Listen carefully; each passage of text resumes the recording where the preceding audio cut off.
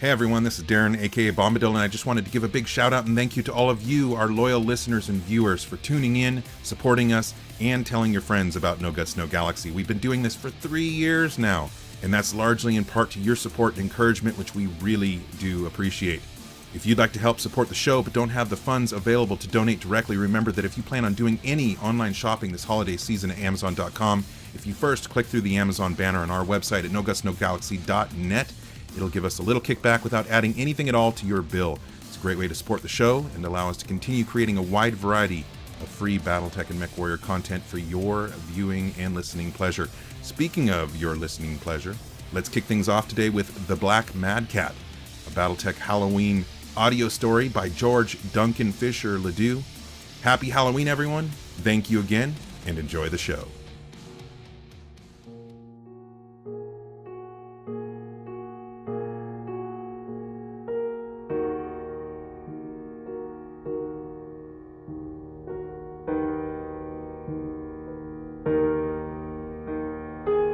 Voices in My Head Productions presents The Black Mad Cat, a BattleTech tribute to Edgar Allan Poe's classic tale. Written by D.G. Martin. Performed by George Ledoux. I am about to record a story. My story. Fully aware that to some it will sound impossible, and even that I am insane. However, I neither expect nor ask for your belief in my account, only that you hear the tale and judge for yourselves if I have seen and done what by my senses I was led. I am to be executed tomorrow in front of a military tribunal, having convicted me of my crimes and, through just court-martial, sentenced me to the death that I have earned. What I have done to deserve such punishment is, in my eyes, a necessary and tragic horror, through which a conspiracy of circumstance and fate have led me to the inevitable end. Perhaps, after I am gone, this account might provide some insight into what has happened and bring about a natural and scientific understanding of the unordinary events which I now recount. From my infancy, I was fascinated by the king of the battlefield, the BattleMech. So much was I captured by the colossal machines that my parents indulged my obsession in every way possible. Models, simulators, and even trips to Solaris 7 to see the grand championship matches, as all of these things were possible for my parents. And I never questioned if my tenacious appetite for BattleMechs promoted within them a sacrificial tendency that I unconsciously fed upon to nourish my needs. The best parts of my childhood I associate with BattleMechs, and the shape my adult life would take was formed in those young years, as my knowledge and vivacious fixation upon the mechs directed the course that would lead me to where I now sit. I never married. Instead, being so inclined, I used my father's old military connections to secure a placement at a prestigious academy from which I graduated to become an officer. The greatest relief in my life was learning that I showed natural aptitude as a mech warrior and was able to realize my dream to pilot the behemoths into battle. I cared not for whom or for what, nor against whom or against what I fought, only that I did so from the cockpit of a BattleMech. So single-minded was my lust for battle in the giant machines, did I go through a bevy of them in my pursuit to find the perfect lumbering giant of war that was capable of keeping up with my vigorous pursuit of combat and carnage. A Clint, an assassin, a bushwhacker, a dervish, a warhammer, and even a mighty battlemaster, all proved to be below the standards of excellence for which I sought in a BattleMech. I had failed to find what I craved all my life, the perfect mech, until I salvaged the one, the black mad cat that I called Ares. Throughout my journey to find Ares, I had grown somewhat disillusioned with the concept of war, and my commission now weighed upon me like a burden. My relationship with Ares reinvigorated my childlike eagerness to charge into battle, but it could do little to assuage my growing discontent with those around me when I was not in the cockpit. My habits, even with the comfort of Ares at arm's reach, turned destructive, and my consumption of alcohol, once a controlled activity, scaled up concurrent to my mistreatment of those under my command. I only allowed one tech officer, Roland, to work on Ares. Nobody else's touch could I tolerate on my perfect machine of death and destruction, and those under my command suffered my mood swings, ill-tempered outbursts, and on even one occasion, a physical incident that resulted in my transfer to a new unit. Ares and Roland came with me. Of that, I made sure. But Ares was not immune to my ill temper forever, as I grew increasingly unable to tolerate the delays in the Mech's targeting sensors, its missile pods unable to track and lock on as quickly as they once had, at least so my senses and memory reported. My new post was on a border world, and the frequency with which I took to the battlefield increased. All the while, my drinking and offensive temperament continued to fester, and nothing and no one arose which could abate my near inexplicable descent into darkness and loneliness. Never did my discontent with Ares manifest, until one day its missile pods failed to lock onto a target in time to fire before the target was lost behind a hill. Such was my rage and displeasure with Ares upon this act that I maneuvered my mech into a vulnerable position, laying bare the offending missile pod to the predations of enemy fire. There I waited for my enemy to notice my exposed pod, and my patience was soon rewarded as a savage attack stripped from Ares' torso the offending weapon installation. My discontent properly abated, I blacked out for the rest of the battle, and know not how I returned to my bunk that night. Upon the morning, Roland informed me that the damage done to Ares was not repairable with the parts available, and Ares would be forced to carry the scar of my wrath. I would like to say I was horrified by what I had done to my precious mech, but any sense of remorse I should have experienced was quickly drowned by so much liquor. I have little to offer in the way of explanation for my actions. The perverseness of my deeds, though apparent to me at the time, did little to vex my conscience, and Roland began to voice his worry with my destructive and reckless actions. Never before had he said anything, and though my consideration for him was, comparative to my consideration for others, that I held him in somewhat high regard, I was nonetheless unable to acquiesce to his pleas for me to correct the change in my character. The alcohol was now my only comfort in this world, and Ares now looked down upon me with the eyes of judgment and trepidation, as if the mech somehow feared the next time upon which I would ascend to the cockpit. It was not long after that I was once again called into action, and having no choice but to pilot Ares into battle, I resumed my duties as a lance commander and proceeded to lose myself in the rampant destruction of war. So blind was my fury and so inebriated my spirit that I failed to notice the depletion of Ares' torso armor to the point that an engine breach was imminent. My realization of this egregious oversight, much in contrast to my want to live and fight again, was punctuated by an alarm heralding the impending doom of incoming missiles. In a moment of evil clarity, I saw how I could ease my pain at Ares' maiming and maintain my own selfish desire to drown the memories of my afflictions, readying myself to, for the first time in my life, eject from the cockpit of a BattleMech. Indeed, this was a new and exciting experience, if not a terrifying one at that, for me to be leaving behind a BattleMech to its fate and punch the button. Mere seconds later, through a haze and rush of explosive force and smoke induced by the propellant that sent me into the air, I surveyed that moment which I now knew I wanted above all others. Ares, below me in perfect detail, standing alone and abandoned, awaiting its inevitable fate, succumb to the missiles that I had allowed to ravage it and crumple to the rocky ground, a heaping mess of mangled metal and broken glass. Shrapnel from the missile's impact explosions resulted in my unconsciousness and a brief convalescence, after which time I was ordered to report to the mech bays to see what new BattleMech I would be assigned. My anticipation was nearly uncontrollable.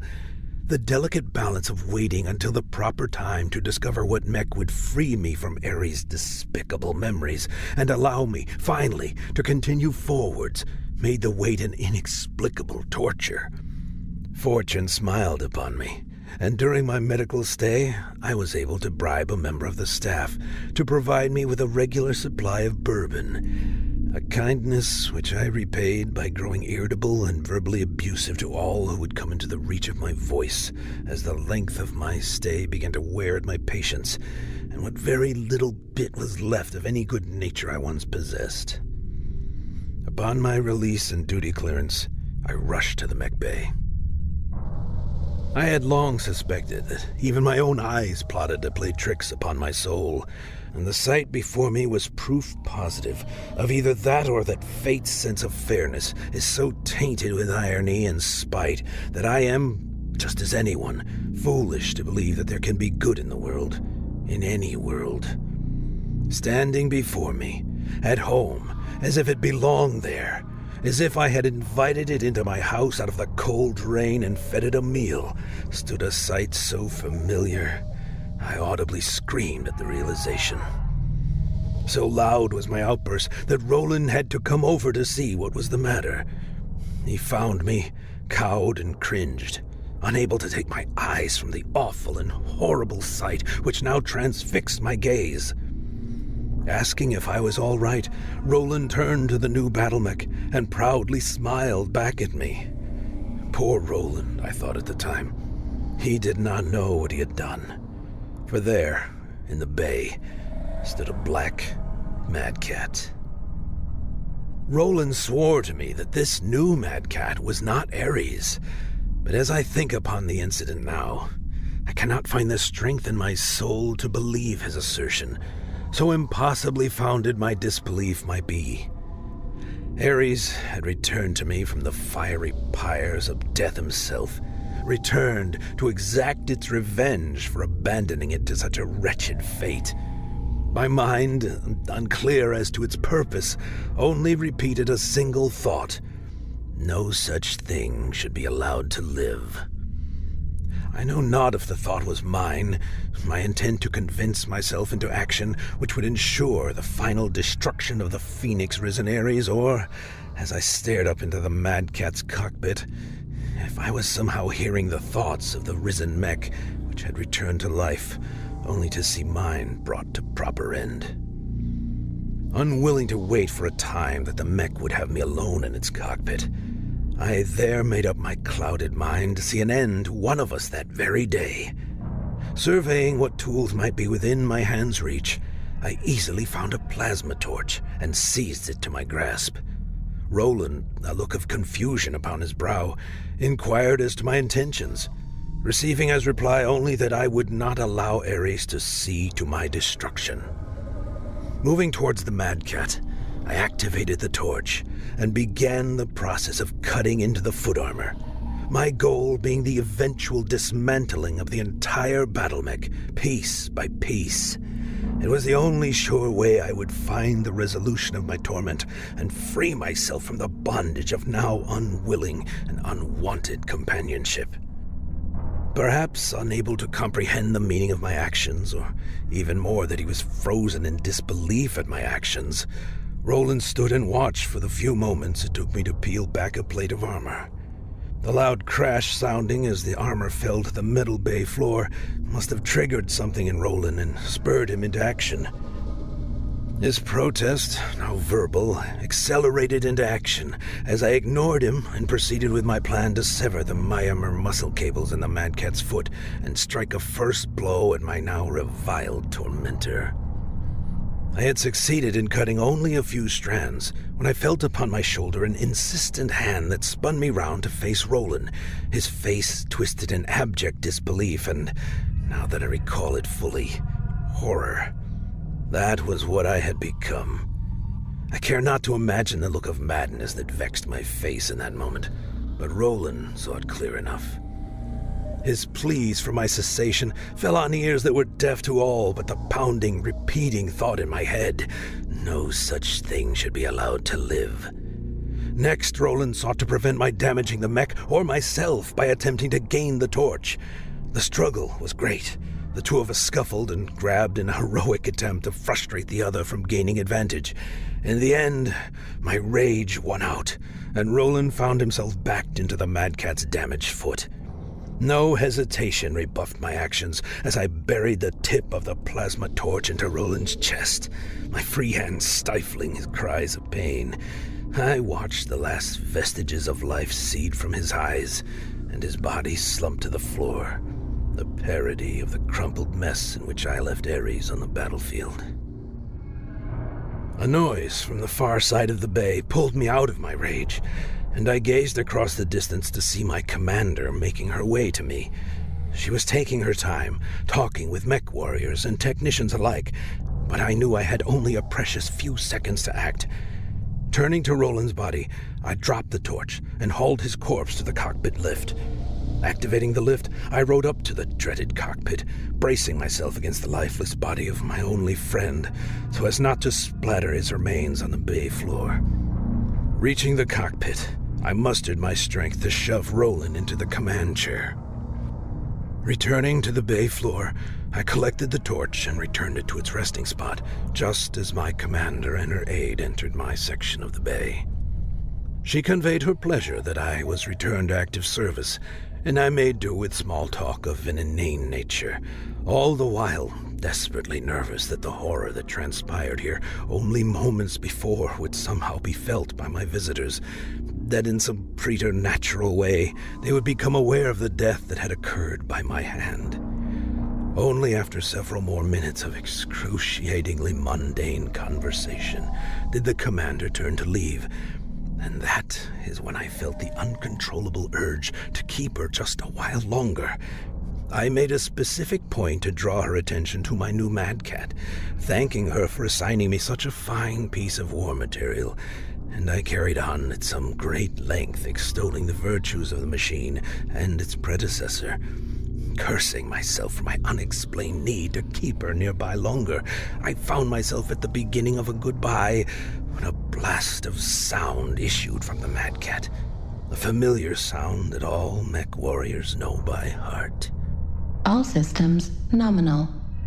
My eyes froze, fixed upon my commander as she turned back to me, a question upon her face. Her inquiry as to the activation status of my mech could only be met with my insistence that none of its systems were currently active. Target acquired.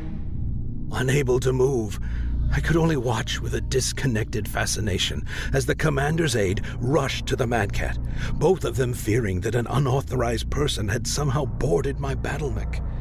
As the aide ascended to the cockpit, I fell to my knees, unable to continue onward with any kind of pretense. I desperately wanted all of the alcohol in the world in order to drown out what was unfolding before me. The lift reached the summit of its track, and my ears registered a scream from on high. As the aide called down to the commander, conveying the horrific sight which she now beheld, the commander turned to me, her eyes ablaze with wonder and her own rage that, unlike mine, came from a righteous pursuit of justice. I was undone. The whole of my wretchedness now lay bare for all to see, and all would see, without doubt, that my life and my legacy would amount only to murder, destruction, and wallowing in shame. To punctuate my realization, driving home the insidiousness of all that had transpired, one more horror did my monster visit upon me. The Mad Cat let out one last cry, a triumphant declaration of its victory and of my demise. Target destroyed. The Black Mad Cat was written by D.G. Martin. Music by John Stedman. Produced and performed by George Ledoux and Voices in My Head Productions.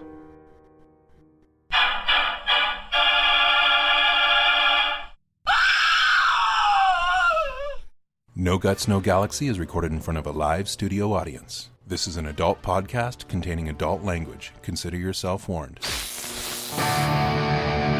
You're listening to the Gamecasting Broadcast Network.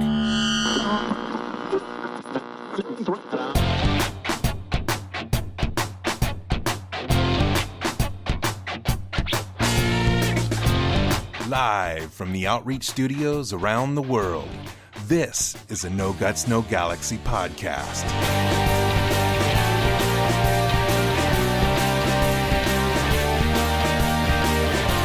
And now, your host, Phil, aka Sean Lang.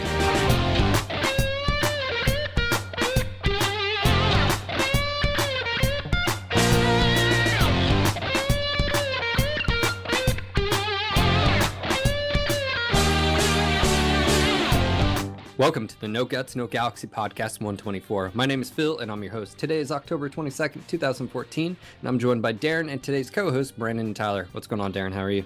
Hey, I'm doing good. And just looking at the new Inner Sphere Resistance pack that just went up just seconds ago. King Crab, beautiful. So does Rebecca know that you're into mech porn as much as... Yeah, and I've tried to get her to, watch it. But no. It just doesn't work. Not her thing. Okay, well, it happens. You gotta have your things. What about you, Brandon? How are you doing? Could be better. I just pretty much had to take my computer apart and put it together all over again in about 10 minutes or so. And then before that, I lost my power in the first ice storm of Canada for the year. Life could be better. It started already. I bet It's both happening.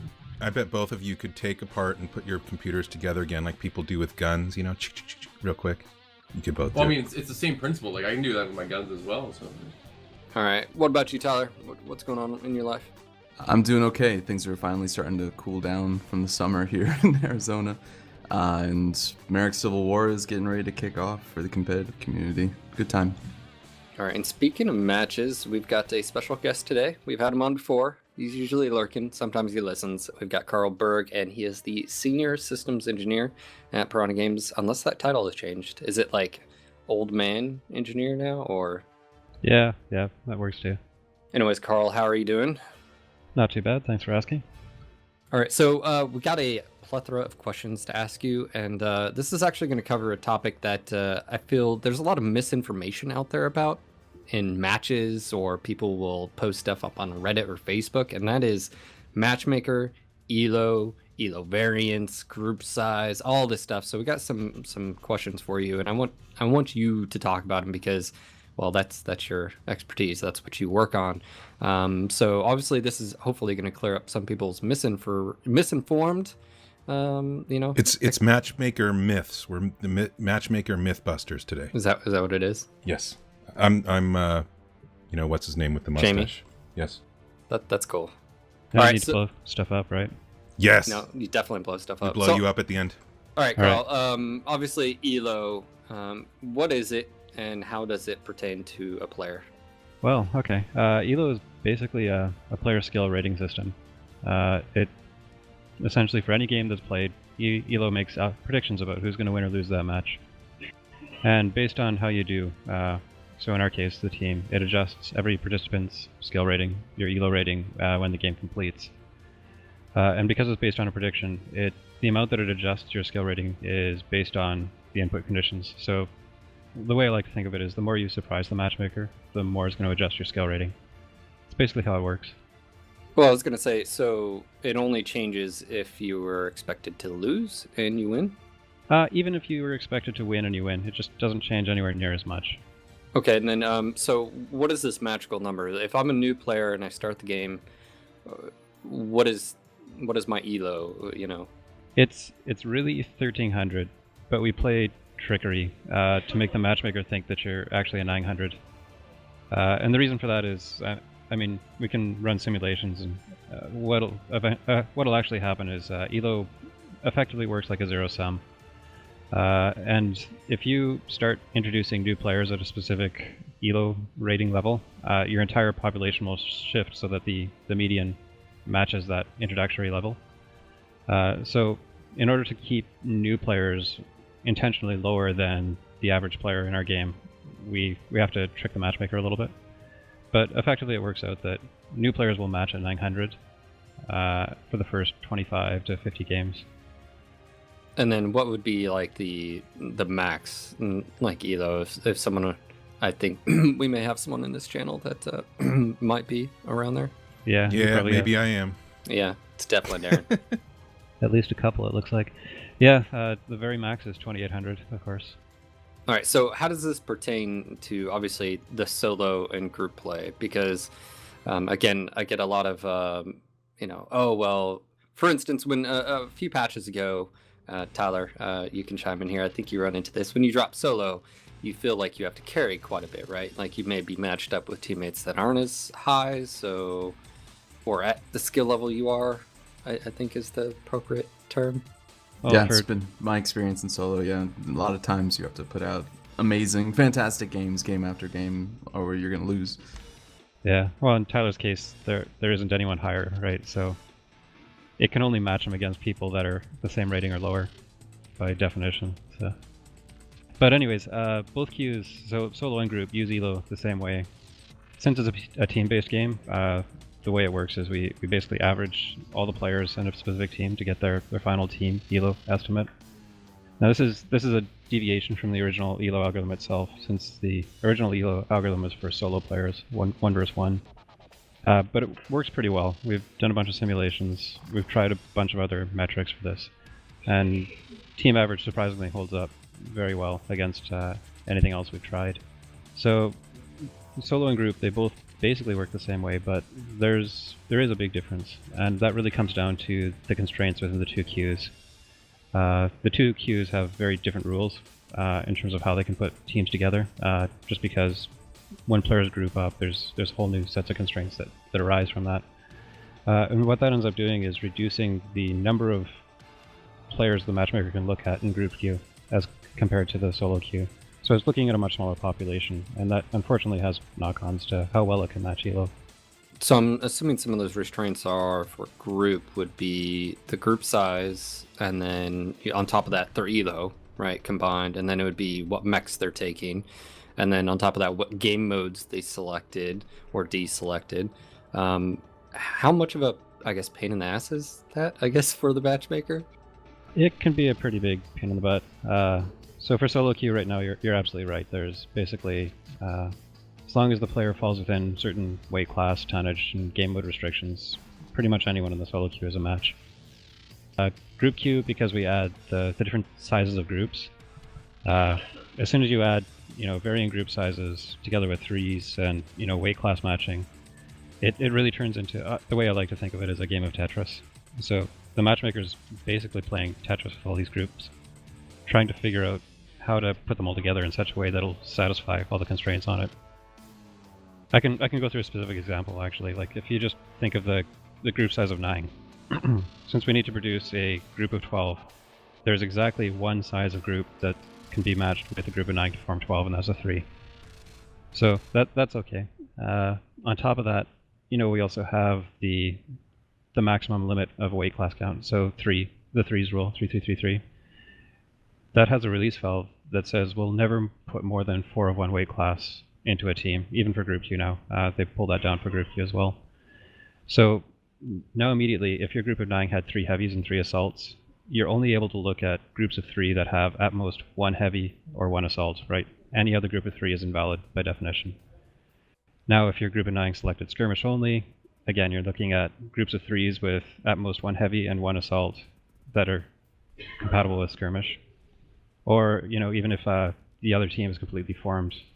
So it's a group of 9 that you're putting up against a full 12-man, for example. That group of 3 must have an exact set of weight classes now. There's no flexibility in it whatsoever. So it really rapidly constrains the number of groups that the matchmaker is able to look at, and that reduces the population pool that it can match with, and that obviously reduces its ability to do a fair job matching up Elo. So it's a bit unfortunate. It's something we're trying to find ways to resolve, for sure. So obviously you guys implemented that matchmaker patch 2 patches ago, and then it got reverted back. This was to actually sort of help. I mean, was not to. I know I went on a rant on that, but the reason I bring this up is if that player pool shrinks, or that there's, how do I put this, not enough restrictions. Is there a way around what you guys reverted back to? I mean, how does that help this system? A way around the game mode voting? Yeah, like obviously some people don't want to play Conquest, or they don't want to play Skirmish or something like that. You know, is there anything that you've done since then to try to sort of alleviate now that that's, you know, back in? There's only so much we can do. I'm sort of hinting that maybe Rush should look at turning instead of a strict weight class. Sorry, not weight class. Strict game mode queue system. It's a weird thing we've got right now. Instead of being able to say I only want to play these game modes, maybe saying I can veto at most one game mode. And there's a good reason for that, actually. We're really constrained now in our ability to add any new game mode to public queue. It basically prevents us from ever adding a new game mode to public queue without further harming match quality. So I think it's going to come to a head sooner or later. We'll have to do something about this, but until we get there, I guess. Karl, I have a question about that whole game mode voting thing and it being retracted and so forth. I know it was live for a very limited amount of time, and some of the people like Tyler here, who didn't like particular, I think Tyler, what was it, Assault, a certain game mode, and he got it like well over 50% of the time, even though, you know, it was one he voted against or whatever. So what I'm wondering, and my question is, was there more tweaking that could have been done to that whole system to see if it satisfied people, so that people that, you know, were like, I don't mind getting Assault, but I don't want to get it more than 50% of the time if that's the one I'm voting that I don't want to play. Was there more tweaking that could have happened? Could we have seen different results? It's possible. We could potentially do something like that. Of course, implementing something like that is far, far more complex than the very sort of simple implementation we put into place for the last time. We attempted to remove strict game mode selection. Right. So, I mean, yeah, the answer is yes, but it would be significantly more complex. Gotcha. Yeah, Karl, you have any insight into how that was working? Because the general consensus I got was, and from people on forum posts that people linked me and on Reddit and stuff, people were raging that they were constantly getting Conquest, even though they weren't queued for Conquest. But it was different for like me and Adwala and a few other people at the high elo ranges. We were trying to not get Assault. We weren't having that Assault box checked. And it was just giving us Assault more than half the time. I don't know why it was giving most people Conquest all the time and then us Assault all the time against our will. Do you have any insight as to why that was? Well, the Matchmaker didn't really care about your vote until the match was formed. That's how it worked. So, I mean, that specific anecdotal case, that would be really hard without me going and actually looking at all the rolls that it did to determine your game mode. But otherwise, it is like I stepped through that code manually, line by line, several times just to verify everything was working. And all it did was basically it biased, right? So if a lot of people were voting for Assault, it would be far more likely to roll an Assault. And that's how it worked. So we're looking at multi-layers here, because I mean, just think about this, and you know, let's just say you have thousands upon thousands of people dropping at any moment in time, right? You have individuals, you have groups of different, you know, sizes, 2 through 12 mans, and like you said, sometimes you have to have a 9 and a 3. That 9-man may have to wait around for a 3 before it can drop. And then on top of that, you've got the different mechs being chosen. You have let's see, then you have different elo brackets, I'm assuming. So I guess this sort of leads into a few things. Is with the current system, a lot of the times you'll see 12-0 stomps, or for instance, you may see a team you drop against, and some of those people are like, why are we dropping against SJR? Why are we dropping against Lords? Why are we we can't be this good, and blah blah blah. Can you talk a little bit about the variance and how it impacts gameplay, and what is variance first off? Okay. Well, we don't track variance anymore directly. We track a very related metric called the Standard Deviation, and as well as the statistical range. So ideally, we want the Standard Deviation to be as low as it can be. For those of you that don't know, standard deviation it's a statistical measure. It's the square root of the sum of squares from the mean, something like that. And it basically tells you how far apart, what the distribution of elos is like within a specific team. So we want that to be very small. Ideally, I'd like to see a value 100 or less for any team in the game.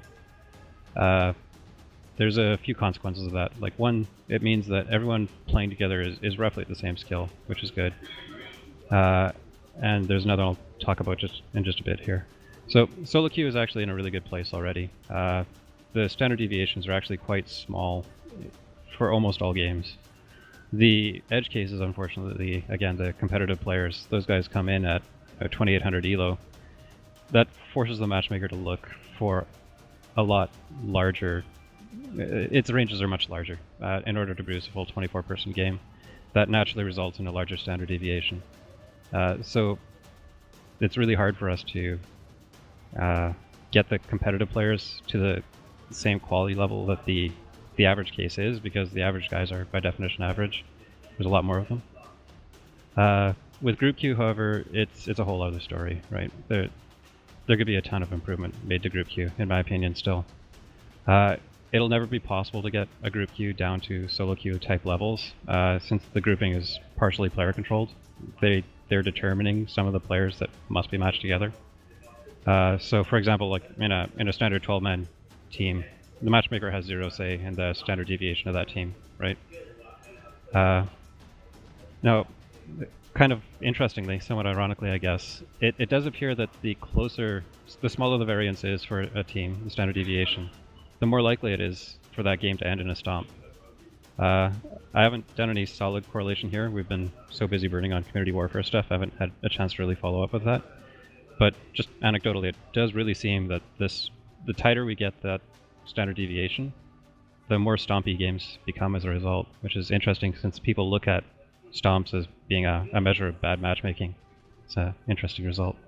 We've actually talked about that, being that I think actually the last time on this topic I said it would be interesting to see is the closer you are to skill level, exactly what you were just talking about, is do you see more of a tight close game? And I said I don't think so, because when you look at even high elo play and you look at two groups, one mistake, right, and boom boom boom boom boom, it's the team's out. I think that you have to have a mixture of different level.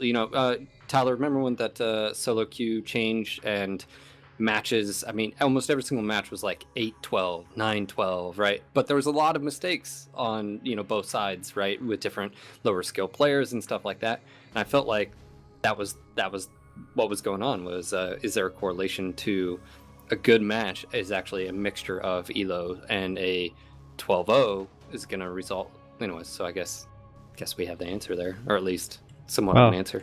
Somewhat of an answer. Like, again, I haven't actually had time to solidly data mine this and produce any sort of a confidence interval on that, but the closer we do get to very small variances, standard deviations in teams, it really does seem like the number of 12-0s increases.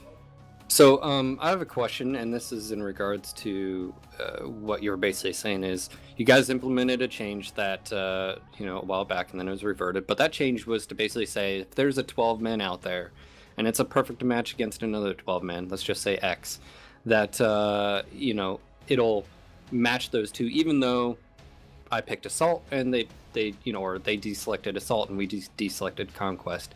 Now obviously that was reverted. Is that more of a group size issue? Like, is that, I guess what I'm trying to ask is, what is the perfect scenario here? Because it doesn't seem like you're going to be able to win, and you did say that group, you guys can't implement another game mode without really causing a stir. So I've been of the mind, I feel like and this is my personal opinion, I almost feel like Pandora's box was open when 4+ man groups came out. When you're able to take a 5, 6, 7 all the way up to a 12-man group, and you try to balance that, it just seems like it's almost impossible. You can't do it. So basically the different team sizes, we tried to do, well, we did actually. We put in a system based on elo handicaps essentially. And the way that's implemented is it's a statistical bias based on percentage chance of winning for larger groups, right? Ideally, we would do something more like tracking a specific elo for every unique group of players. That would be probably more correct than this, but the memory, performance, and just converging that large a number of values would make this not feasible pretty fast. So instead, we've done this group size handicap. And the handicaps we have in production right now were data mined from millions of matches, millions of production games. So we've got some really high confidence intervals for those numbers.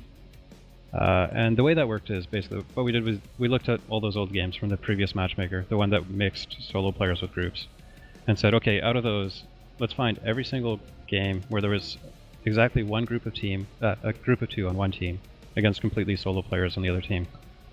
And now you just look at the percentage of times that the group of two won, and you'll come up with a number. I don't have the exact numbers in front of me. It was something like 52.5% of the time the group of two ended up winning. And you can actually calculate the error margin and the confidence interval, and it was something like plus or minus 0.5% at a 99% confidence interval.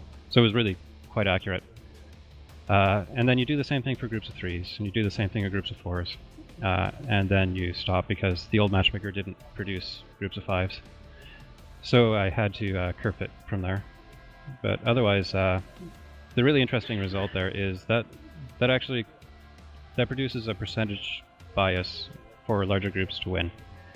That actually is the same thing as ELO. You can say for any given ELO delta, that corresponds to a percentage chance of winning. So we can actually feed this back in. That's where the ELO handicaps come from. There's a direct one-to-one mapping of ELO modifiers to percentage chance of winning. And that's what we're putting into the group size handicaps. So that also had a somewhat welcome consequence. Wasn't entirely unintended, but it basically further separates out players based on group size. So groups of 12 really are much more likely to match only against very large groups, just because the ELOs are pushed apart much farther than they would normally be. So that's a good change. Like, I get that. My thing with this, and Daeron, tell me if I'm just beating a dead horse here, is the fact of, Shimmering Sword was just making a point in chat, was saying that, a four-man group has a pretty big sway as far as those top teams. Right. Mm-hmm. Right. But I would say that four-man group doesn't have 100% success. Like if they were to drop, Matchmaker isn't saying, yes, you're going to win just because the four of you. But the Matchmaker right now is letting 8 to 12-man groups drop. And there's nobody else out there to beat them. So, and I've had this discussion, I think actually last Wednesday, when I was streaming with a group of players, that what other game that we know of, and Daeron, I don't know of any other game of a free-to-play title that allows a competitive team, right? Whether or not they're joking around or they're dropping in builds that are serious, to basically raffle stomp nonstop over and over and over again. I feel like this goes back to the implementation of 4+ man groups. I almost feel like community warfare is coming down the road. Okay, cool. You allow 12-man groups in there. It doesn't matter. You can take whatever, do whatever, blah, blah, blah. But I feel like in a public drop, it seems like Matchmaker is just...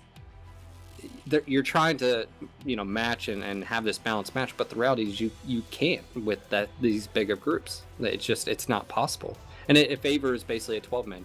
Basically, the group queue right now basically says, okay, well, you can't beat them. Either get more people on your team so you have more control over the match, and then you run into, like what Tyler, we've talked about it with SGR and Lords and all the other comp teams. If they're rolling around, unless you run into another comp team, you're going to be steamrolling people. Yep, I mean, it's obvious that the more numbers you bring in a group, the more influence they're going to have. So, 6 is going to have more influence than 4, 8 is, so on and so on. I think absolutely, you and I, Phil, and maybe Tyler and some other people here would love to see it go back to 4-mans as the limit, because it just means less influence, less rolling. And maybe even some of the larger groups would like to see that. I don't know, but you're right. There aren't any other games that do this other than a separate queue, basically a groups queue, which when we had that was hardly ever used. It was used by some, but it was hardly ever used. But that's the only difference. Most free-to-play games along the lines of what MWO is, has a group limit of 3 even, if not 4. Well, would it be, just speaking up here, would it be better then to say maybe to make the group queue down to 4 to 12 and then just leave 4 locked in at 4? Well, I still don't think that solves. What we're ultimately talking about here is we're talking that large groups have a huge sway over the outcome. And not just, you got to break it down too, is the players involved, the mechs they take. And, for the most part, if you take, 3 assaults and 3 heavies, or 3 assaults and a heavy, I mean, these are the type of things that you're getting so much. And this is what I was arguing last time on the podcast, which was we get everything. I take a 4-man group, I can take 3 direwolves and a timberwolf, and I can also pick what game modes I want. And, that to me, it's just, there's so much, and then Matchmaker basically has to piece this together. So what we're talking about is the fact of 4+ man groups. Is it even possible to ever balance? And I don't see it happening at all. Unless there's just a huge amount of high end or 12 mans rolling around, just a non-stop 12 mans only fight 12 mans. But that's not even the issue either, because what about 8 mans? What about 8 SJR warlords? That still has huge sway. And then before, where they were actually getting pitted against each other, which was, in my opinion, a great thing, now they can all just group up. We can all right now all hop on a group and just steamroll teams all night. Yeah, I mean, there seems to be an argument out there that the comp teams don't want this because then they can't practice, et cetera, et cetera. I don't really think I understand that argument, because there's, private rooms and you can just drop against your own unit or other units to scrimmage or whatever. But anyway, I mean, I understand that there's some people that really want 12, because when it was implemented, or before it was implemented, people said, well, what if I have 5 friends? I can't play with all 5 friends, et cetera, et cetera. But even if you try to do a 4x1 implementation with the groups, it still doesn't solve anything, because a 12-man can still take anything they want. But this horse it's a bloody pulp. But yes, I agree. Well, we're talking about Matchmaker, but this leads me into our next discussion topic, and that's why I was asking Karl. What is the perfect, scenario for Matchmaker in your mind? What does it look like? And does that there remove, even a perfect? Yeah, it does. Does that remove player choice, or? Well, I mean, from the Matchmaker's perspective, the ideal situation here, just throwing out all the design, would be no groups of any size whatsoever, no game modes, no weight class restrictions, no 3s. The only thing it would do is basically match players by skill. That's the perfect situation it could have, right? That's clearly not acceptable, both from the end user standpoint. You guys want control, you guys want to be able to group up, and design too, because they want their constraints. They want things like 3s. They want the larger group sizes for casual player experience. So we can't have that. This is why Matchmaker is complained about in every single game, because perfect Matchmaker takes away all player choice, and we don't want that. We want all the choice, but we also want perfect matches. Come on, Karl. Yeah. So realistically, some of the changes we could make are, I think Phil touched on a little bit. So limiting weight class counts by group size would be a very good one, I think. I haven't had a chance to actually run those metrics in detail, but the preliminary simulations look really good. Tighten up the sets of group sizes that we work with. Basically, anything that would reduce the number of potential Tetris pieces the Matchmaker would have to look at would logically result in an improvement to match quality. But now it's all about trade-offs, right?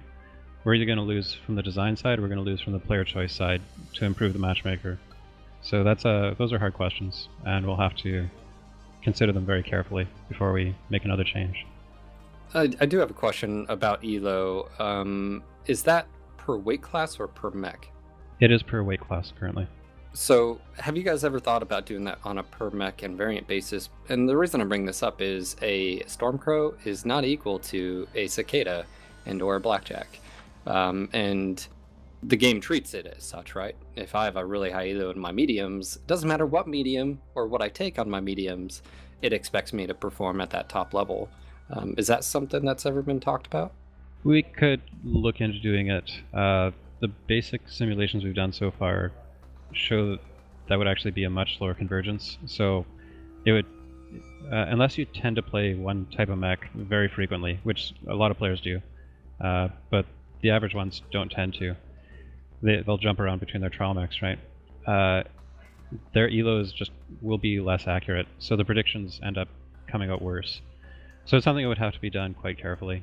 But it would be possible. There's no technical reason we couldn't do that. We'll see. I'm torn here because I think we have talked about this subject of group size, but it would be interesting hearing Paul or Russ's point on. Daeron, you said this exactly earlier. You said some people are enjoying it and want to play with 5-man groups, right? They love that about the game. They hated it when it went out, and they're happy that it's back. But from the gameplay and balance standpoint, is it acceptable for large groups to basically go nonstop, no competition really, and just see Bill farm all night long? And basically, yeah, you may only run into him every once in a while, but you got to think every single match they run into that there's no chance. I mean, Tyler, what are your thoughts on this? And I bring you up just because you are part of a highly skilled team, and this does happen to you guys where you basically go nonstop winning all night.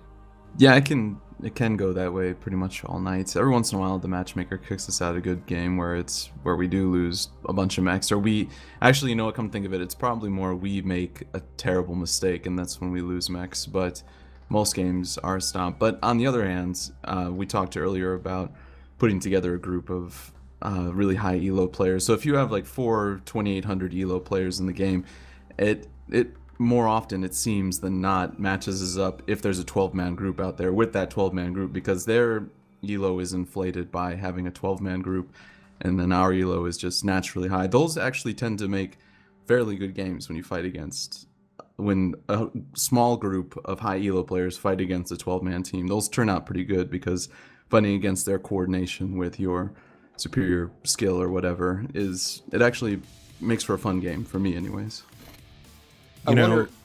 Sorry, Phil, you brought up earlier give and take, and obviously you mostly were talking about players, but Queenblade brought up a decent point, which is that if we want to take 12-mans away from the group queue or the public queue, then maybe PGI should consider giving a little bit as far as taking away the premium cost of doing those private matches so that they can practice more or whatever, and not be so bummed out about losing 12-mans or 5+ in the public matches. I don't know, just something to consider, but I can understand that cost barrier being a barrier to that happening for some people.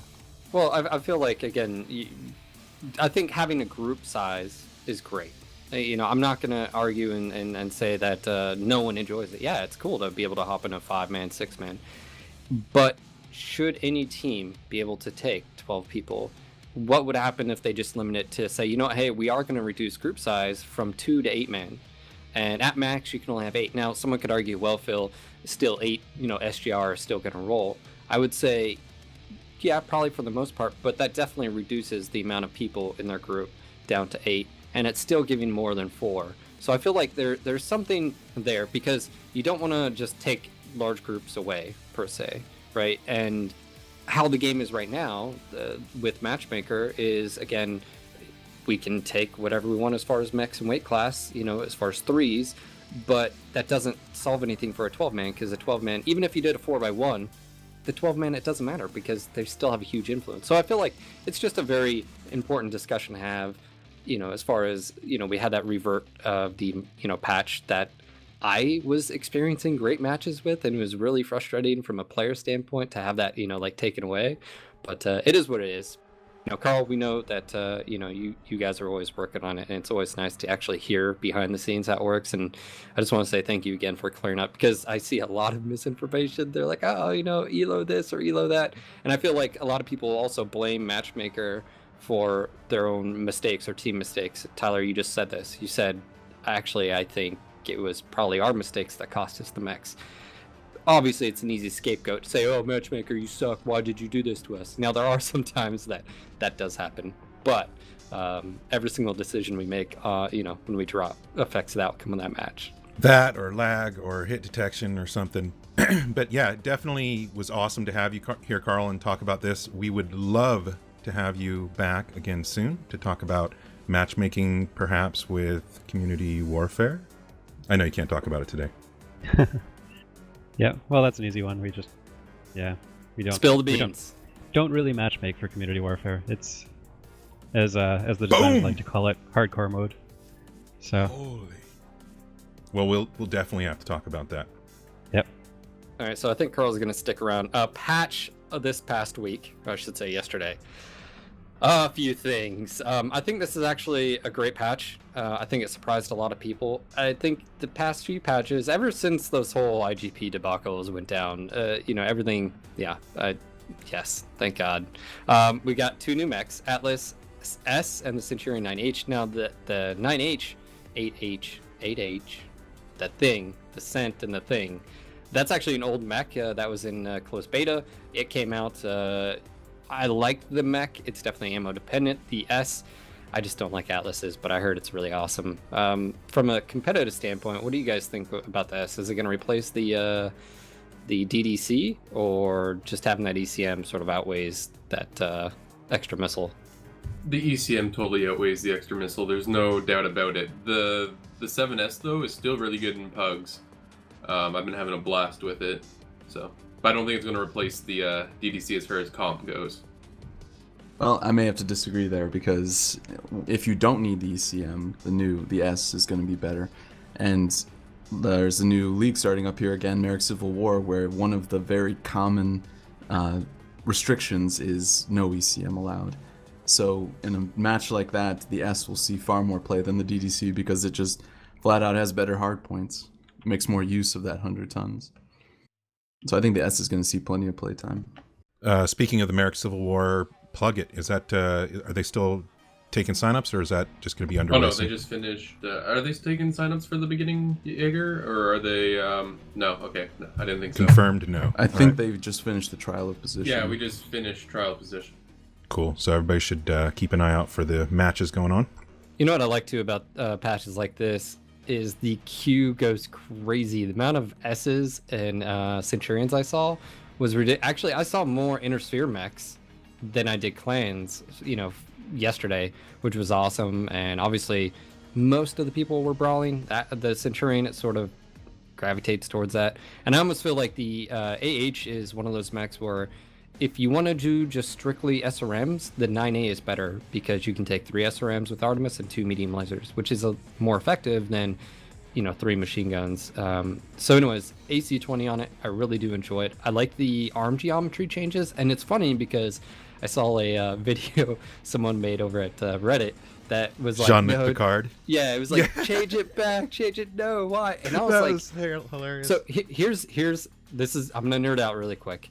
The actual size of that AC-20 is actually appropriate, guys. It's an optical illusion. It's an optical illusion. If you placed a 120, that's the correct size. Now, that all being said, Dennis did pipe in and he said, look, we standardized the actual geometry, but one of the issues is it looks smaller, but it's, maybe that's what she said, but either or, I like it. I mean, literally, an AC-20 is not the size of a freaking, Golf GTI. It's not. Like, that's not...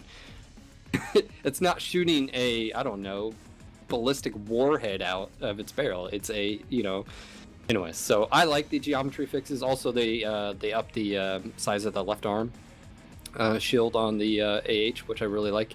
The things I didn't like about the Centurion, I will say, is... the missiles look cool on some of it, but then it's just flat on other parts. I felt like the LRMs look really cool. The SRMs look weird on it. Is that just me? Just me? No, just me. No, no one else. On the AH. I guess it looks okay. I'm kind of sad that this mech didn't come into the game, I don't know, like a year ago. This thing would have been absolutely brutal before the 55-ton mechs came in, but now it's kind of just redundant. We already have the flying Wolverine with ballistic hardpoints in its left arm, so that mech is unfortunately just better. But it is a good mech. It's probably the best of the Centurions. What? Yup. You think it's better than the Yenlo? Oh yeah. It's got missile and AC-20 equals way more damage than AC-20 and a couple medium lasers. It's brutal. And then speaking of which, we have on the patch as well, we had the huge reward system that was implemented. I think it's awesome. And now I'm going to say this and let you guys chime in here. This is what I think needs to happen with this rewards. I think the feedback has been that a lot of people weren't getting as much. Sometimes they were getting more. We've already had a tweet by Rust. I think a hotfix just went in that upped some values, so you should see a little bit more XP and C-Bill. Now, I think this system is awesome, and I want to see it continued. And what I want to see is, and I think there's one large lacking factor right now, this role warfare and being rewarded for that, is that it doesn't reward you tanking, you sustaining damage for your team and soaking that damage up. It doesn't reward that at all. And I feel like if that's touched on a little bit, and of course it's just expanded, the more role warfare, whether it's niche or stuff like that, it's amazing. And I think this is how it should continue. But as far as the one thing I've noticed, a lot of assault pilots, Atlases were saying they weren't making a whole lot, was because they weren't doing a whole lot of damage, and they weren't performing the roles that this new system implemented was giving out.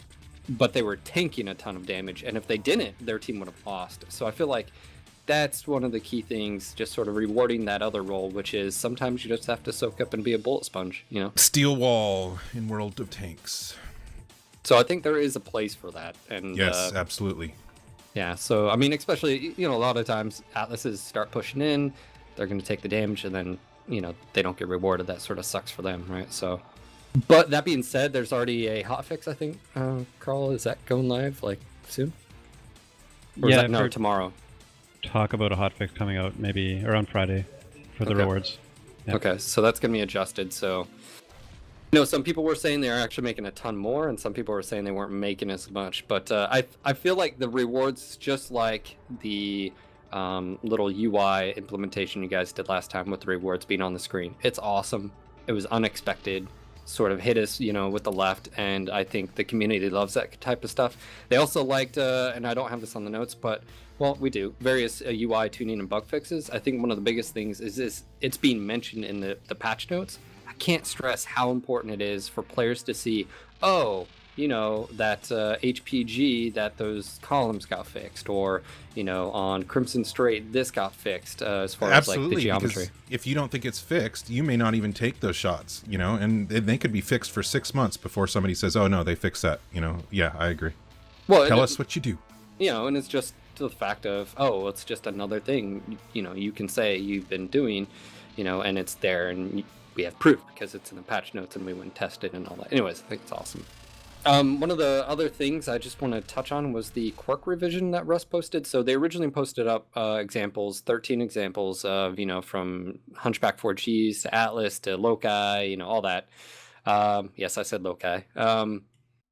And basically it took the Hunchback 4G example, took the 25% bonus it got to the AC-20, and it split that in half and said 12.5 to the AC-20, 12.5 to a general ballistic. So whatever ballistic weapon you put on, it'll get a 12.5. But if you put an AC-20, gets the 12.5 from the AC-20 and 12.5, so ergo back to 25%. I thought this was a great compromise. I think it still achieves what it was supposed to do, which is basically enhance mechs, but it gives a little bit more freedom to player choice, and I get that. Do I think it was needed? I don't think it was needed, but hey, if it makes everyone feel better and they can take a weapon and they get a little bit of bonus, why not? If it still achieves the same thing. So what are you guys' thoughts on that? Like it? Don't like it? Meh?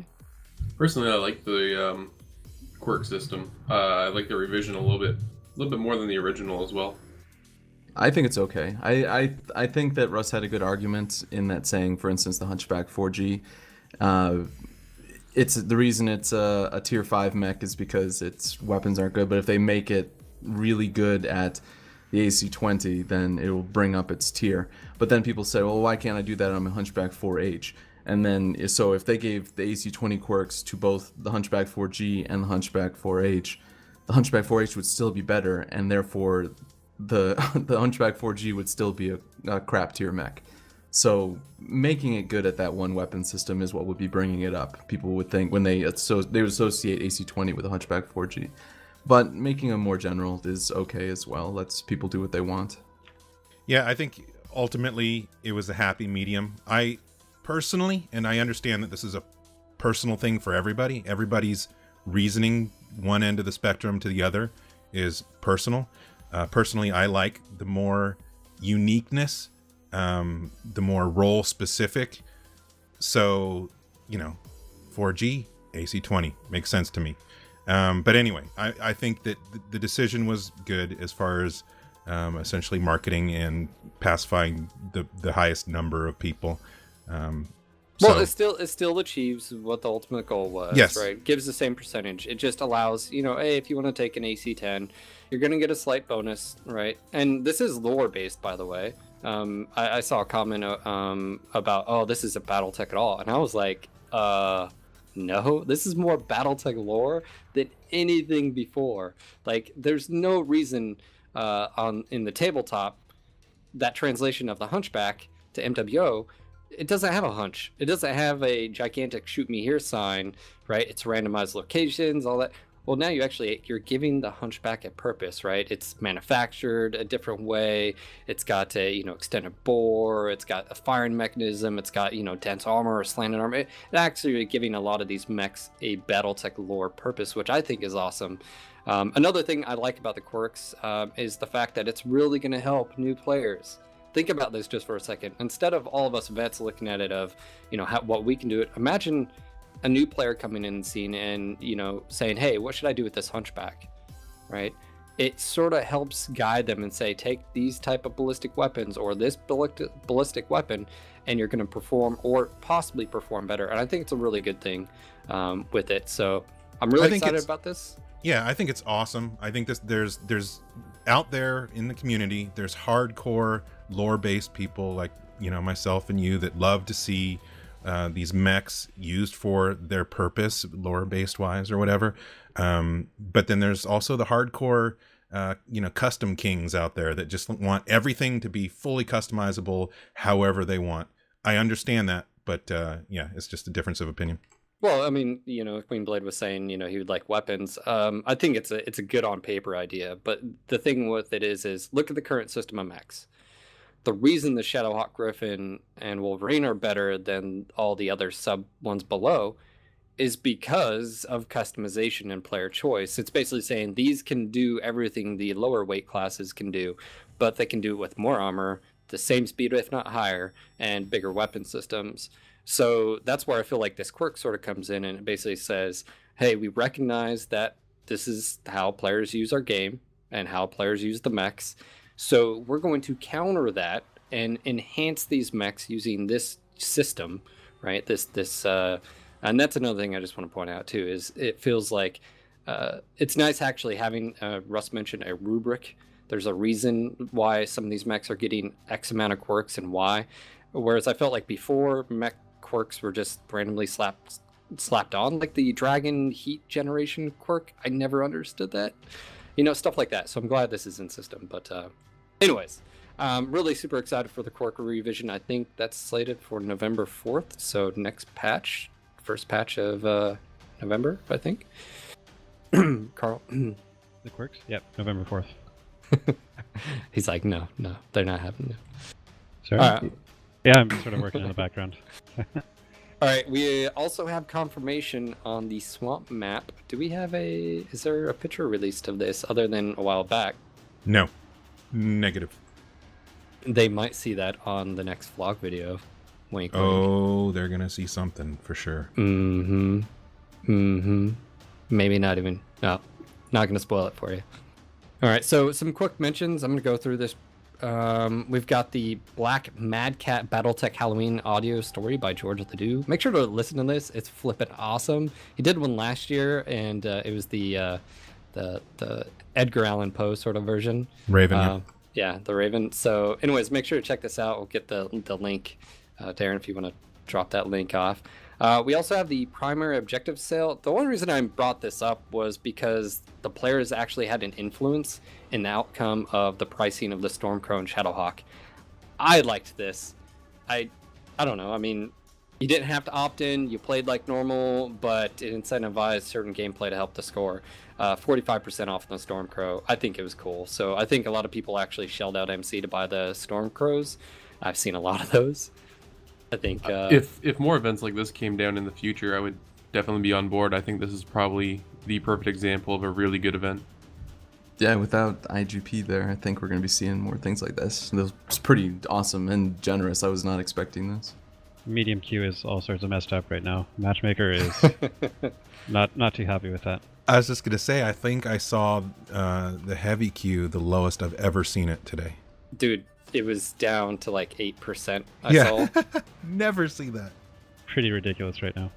On a side note, Carl, do you see that actually happen quite a bit? Because I've noticed that a new mech comes out if the assaults are through the roof, or like Timberwolves came out and Timberwolves and Mad Dogs, and I'm trying really hard not to think about the Timberwolf Seabill release. Yep. Oh, God. All right, so we also have the second annual MWO Halloween art contest. We got a link for that. The reason I bring this up is first place gets like 10,000 MC. It's like $56 worth, $60 or something like that. So there's different. There's like first through fifth, and a bunch of other stuff. We also have this Saturday Gimpy's charity stream for the kids. It's Saturday, October 25th. It's a 24-hour stream. He did this last year as well, and it's over at twitch.tv/Gimpy21, and it's for the Children's Miracle Network. Show up, donate, be awesome, help support him. I will be doing I won't be here, but Daeron will be, and we're going to be supporting it. So Definitely. To point out the NGNG store, by the way, guys, for those that are in the US, you should be getting your Marauder or Hex shirts like today. Make sure to check your mail, packages, all that fun stuff. And that being said, the Marauder and Hex shirt are inventoried. I also updated the Battlemaster and Centurion shirts as well. Just double check that our store didn't have any errors, but those are in stock. Now, the only reason I bring this up is I had someone ask me a few days in a row, hey, when are the Battlemasters going to be redone? I cannot stress, when you see a pre-order and you want that shirt, do it. That way you're guaranteed your shirt and your size, because they literally go out very, very quickly. So make sure to get that in. So anyways, if you like Marauder 2014 shirt, head over to our store, check that out. I will hint again, we have a brand new t-shirt design being worked on by an artist. And the hint I gave you last time is clans. That's all I'm going to say. I'm just going to leave that out there. So we have a clan t-shirt coming. Our very first clan t-shirt. And it is going to be awesome. I can't wait. All right. It's not going to be awesome. It's going to be clan. Is that artist here now? Actually, no. Shimmy is not doing this one. Yeah, but he is responsible for the ones that we're selling right now. Yeah, even though I did talk to him, he knows the artist. We got Short Painter Rudy, the guy who does our comics, that artist. He's working on them, so super excited. And as soon as we can, we'll post up details and get those for you guys. Anyways, I just want to say a big thank you to our community, our listeners, new and old, our amazing staff, and our sponsors. Thank you guys so much. You guys are awesome. Quick shout out to a certain individual who got me a boom arm mic and shock mount for my Yeti. Thank you so much. And of course, I just want to say, quick plug in for our streamers. Make sure to head over to our forums. We've got a streamer section.